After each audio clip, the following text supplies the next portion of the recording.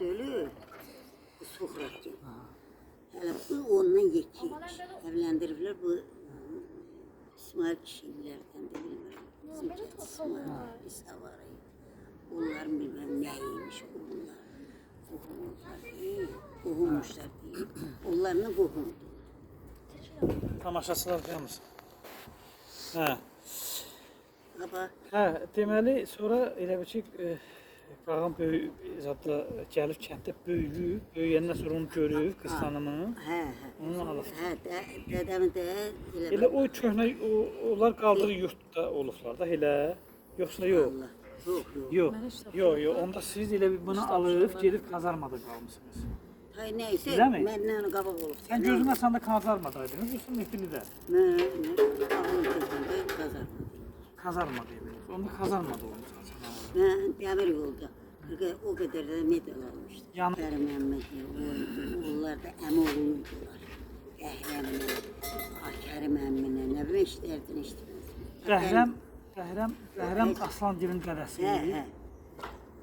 Onlarla əmişağı idi. Amma dədəm, əmim də. Deməli, onlar da əndən gəlmədi. Hə. Çox adam dünən sıra xəyanətən onu... Görün, bunun qardaşları yoldan niyə ölüb? Müharibədə ölüblər, yoxsa yolda... Müharibədə ölüblər, qıra-qıra gəlmişdi. Şeyinin gəlmişdi, qadınlar indiki. İndiki maşın zadı yox imiş ya, deyirsən. Onlar çox zülüm çəkdi. Deyirdilər orada, elə Meyqin-Civandan gələndə, bizim rayon, Cəbrayıl rayonu olan kimi, o da indi rayonunmuş. İncivan Zəngilanın idi da. Zəngilanın da var. Ermənistanın da. Hə. Onda para var. Orada, burada. Yox, Mahmudlu'da da qalmışsınız. Mahmudlu'da çox qalmışıq. Niyə orada? Demirəm, qağım ora para gəldi, qoyublar. Köçüb gedib orada qalmışsınız. Orada ev var idi, yoxsa o evin iyi nədir? Qazarmalar orada. Orada yaşayış, yox bildim, indi başa düşdüm. Kim orada işləyirmişsə, ailəsindən bərabər gəlib orada qalırmışlar. Evlər var orada. Bizim özümüzün 3 otağımız var. Qazarma. Kazarma yadıma gəlir də ora. Mən orada, biz qaşqın düşməmiş, mənim ora yadıma gəlir. Mən ağlım kəsəndə orada aydın işləyirdi, qazarma aydın deyirlər. Hə, qazarma aydın o. O da asfalt diyar olur. Asfalt diyar iyi valla. Yalan qalsıraq onu götürür. Sən yerənə şükür. Ya namaz qılmışsın, xala? Deyir yoxdur. Sən cənnətliksən, narahat olma. Yox, qabaq sən dediyim sözdə yadıma düşmüşdü.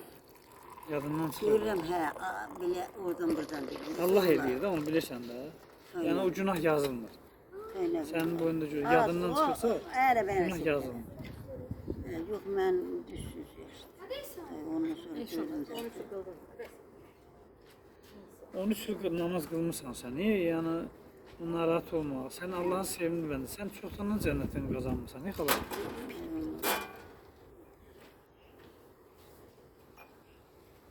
Gilə ilə danışıb verirsən, gilə var. Telefonu var özdə onun, nə yaxşı yığmışsın? Məhfufdan nətər? Gəlib eləyirlər buralara? Yox, buralara sana gəlirlər, burada olanda gəlirlər. Çox istəyirsən onları? İstəmirəm, mağarım. Bəs darıxmırsan? Darıxırım. Bax, misal üçün, mən elə bil ki, yoldaşımı çox istəyirəm, düzdür? Mən onunla uzun müddət bir yerdə olmasam, darıxaram axı onu. Uzun müddət. Mənim yoldaşım ölür. O təbiidir də. O təbiidir, ya da siz bir-birinizi istəməmsiniz.